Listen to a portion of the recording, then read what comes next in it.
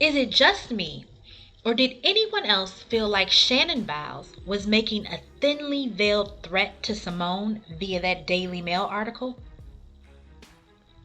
So Simone Biles made a triumphant return home from the 2024 Paris Olympics, having added more medals to her chest and breaking records by becoming the most decorated U.S. gymnast with 11 total Olympic medals, and with 7 of them being gold, also making her the U.S. gymnast with the most Olympic gold medals in history. And on the heel of these victories, there are sure to bring even more lucrative endorsements to the 27-year-old phenomenon. Her egg donor has given the Daily Mail yet another exclusive interview that has the people in the back acting even more delusional than normal by comparing the hard-working world champion's lifestyle to that of the woman who had her parental rights terminated because of her various substance issues and recidivism rate. The article tries to paint Shannon as a woman who, while struggling with substance issues, realized that she was a danger to her 4 children. So she made the gut-wrenching decision to contact her father and sign adoption papers, giving the 2 oldest children to her aunt and the 2 younger children to her father. After which her father switched up on her and cut her completely out of their lives for years. When, according to reports and various interviews, the reality of that situation is something entirely different. Starting with the fact that Shannon never made that gut-wrenching decision, and she was never the one to reach out to her father. It was CPS who, after receiving reports from neighbors about 4 children aged 1, 3, 5, and 10 being left outside for hours on end with no supervision and no food, that led to a 3-year-old Simone and her siblings entering the foster system in 2000. It was soon discovered that the children's mother had an issue with substances. So CPS eventually reached out to Shannon's father, Ron Biles, and informed him that the children were in foster care. And so he flew from Houston, Texas to Columbus, Ohio to visit with the children, where initially foster care was considered to be a very temporary situation and that the children were soon expected to be reunited with their mother. And they were, but this began a cycle of them being in and out of foster care, with Simone looking forward to getting visits from her grandfather when Ron would fly out to visit them after being informed that they were again back in the system. Eventually, realizing that the children staying in Ohio and being on this merry-go-round was not an ideal situation for anyone, Ron asked CPS to take all 4 children back to Texas with him. Ron and his wife Nellie took in the 4 kids and began to raise them alongside their 2 teenage sons, where for the first time in a long time, Simone and her siblings had a taste of stability. Not going to bed hungry, not watching their mother feed stray cats instead of them. They experienced this comfort for 18 months before Shannon somehow managed to make her way over 1,000 miles from Ohio to Texas and turned up on Ron's doorstep one day. And after seeing that her children were happy and being well cared for, still decided that she wanted them back in Ohio with her, regardless of the fact that this would mean they had to return to foster care. So she managed to convince Simone's older siblings, who were around 7 and 12 at the time, to go back home to Ohio with her, which meant that in order to keep the family together, CPS also made the 2 younger children, 5-year-old Simone and her 3-year-old baby sister, return as well. So the children were removed from their nurturing environment in Texas and placed back in the system without ever going to live with Shannon again. Because despite forcing the children back to Ohio because she wanted them with her, Shannon failed more substance tests, and a few months later, Shannon's parental rights were finally terminated, and Ron received another call from CPS that this time the children were available for adoption. By Christmas Eve of 2002, Simone and her younger sister were back with Ron and Nellie for good, while the two older children were able to stay in Ohio with Ron's sister before the adoptions were finalized in 2003.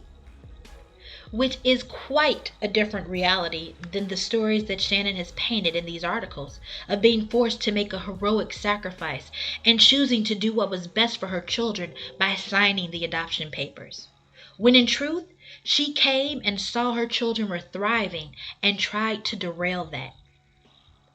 But even though she doesn't acknowledge that particular reality, she says in the article that she is a completely different person who shouldn't be judged on the past, because now she is a person who would give others the shirt off her back. She just needs the chance to change her surroundings and live her best life to maintain her sobriety. And if that wasn't a heavy enough hint, we soon get to the real reason for this interview.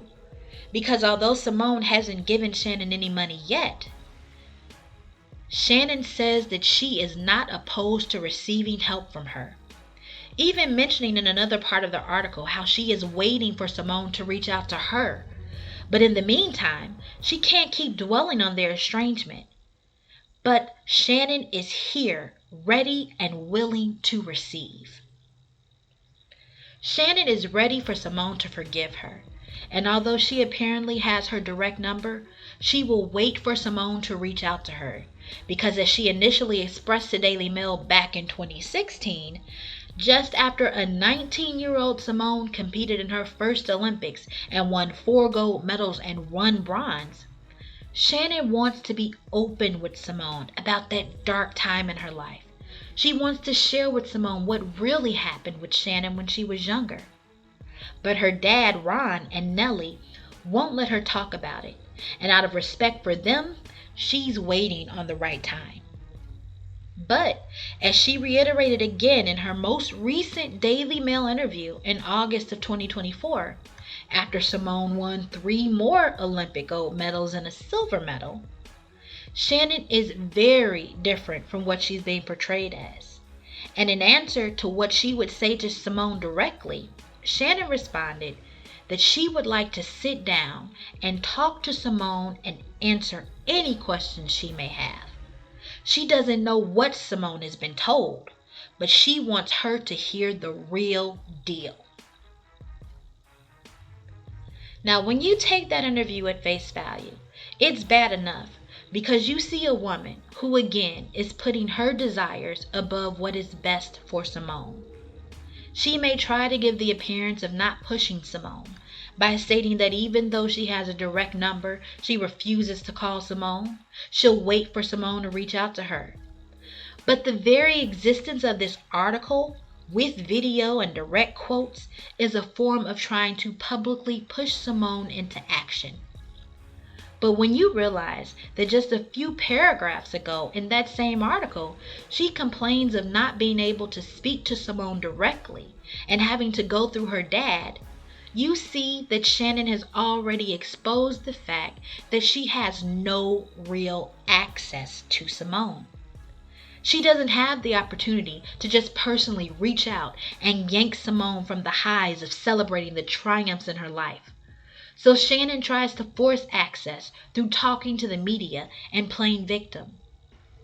Shannon also mentions how she wants to make amends to Simone personally and is waiting for the day that Simone comes to her, reaches out to her so that Shannon can ask her daughter for forgiveness. But if that's the case, why couldn't she do that in 2010 when a 3-year sober Shannon and 13-year-old Simone were both on the same family cruise? Where, according to Simone, she treated Shannon like her other cousins, saying hi to her, catching up with her, and then moving on. There was time for Shannon to apologize then, when Simone hadn't yet been recognized as the world-famous gymnast, which didn't really happen until 3 years later when Simone won her first world title. and doing the same in the 2 years following, becoming the first woman to win 3 consecutive world titles in the all-around before competing in and dominating her first Olympics in 2016. Which, coincidentally, is when Shannon began to make her debut as the woman who was thrown under the bus after her father addressed the reason why he had adopted Simone and her younger sister in an NBC interview. Shannon stated to TMZ in 2016 that her father should have been more classy and left her past in the past. So she began her own round of interviews to try and paint the picture of a woman who had finally gotten her life on track, and all her continued recovery needed was for her to be able to stay away from people, places, and things by changing her routine and living her best life with her 2 youngest children, the eldest of those being born a year after Simone's adoption was finalized. When Shannon told Daily Mail that she was longing for a closer relationship with her older children and owed them an explanation for the past, and specifically there was a lot of stuff that she wanted to talk to Simone about, to tell her about what really happened when she was younger, and open up to her about the dark time in her life, because she doesn't know what Simone has been told, and she is not the person she's being portrayed as. But she was waiting out of respect for Ron and Nellie, who won't let her talk about those times to Simone. That's a clear attempt to threaten the relationship that Simone shares with her parents, trying to make her doubt what she may have been told by them, so that Shannon can receive forgiveness on her terms and her timetable. But what a lot of people fail to understand is that you don't get to dictate the form that someone's forgiveness takes. Simone has already stated that since she's been so fortunate with everything that God has given her, she's never really cared to gain a close relationship with Shannon. She doesn't have that kind of void that would cause her to go back. That's the form her forgiveness has taken, where she recognizes Shannon and is cordial, but is not granting her deep access to her life.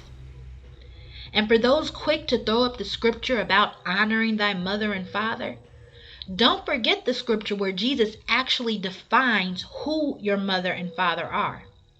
In Matthew 12, Jesus was ministering to the people, walking in his purpose, when his mother and brethren wanted to speak with him. Someone took it upon themselves to try and distract Jesus by alerting him that his mother and brethren wanted to talk with him. And Jesus said, "Who is my mother, and who are my brethren? Those who do the will of my Father in heaven, the same as my brother and sister and mother." So Simone doesn't have to allow social norms or traditions to force her into a role or actions that are designed to take her focus from her purpose and disrupt the trajectory of her life. And with Shannon just getting off probation in 2022, her mess is still a little too fresh and possibly dangerous to be seeking personal sit-downs with Simone, where she can offload all the darkness of her past struggles onto a child who had to bear the weight of Shannon's actions through the harsh reality of neglect, hunger, fear, foster care, and other traumas, to the extent that Simone didn't even recognize what was happening to her at the hands of her doctor.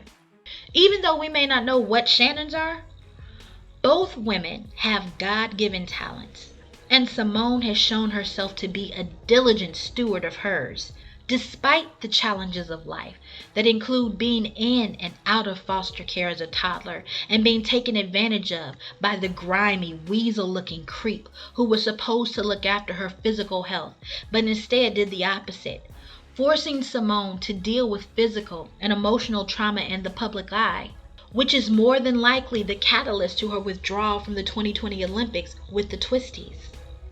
But even after publicly dealing with ordeals that most only ever have to go through privately, and dealing with the crass, moronic comments from people who don't even possess a modicum of her skills and can't even pretend to have a passing acquaintance with the level of courage it took to lay aside her ego and do what was best for herself and her team on a world stage, Simone came back even better, breaking records left and right, only to have the person who should have been her fiercest protector put her in harm's way yet again by trying to publicly manipulate Simone for her own gain and trying to threaten her loving relationship with the parents who sacrificed their comforts for Simone to be able to achieve her dreams.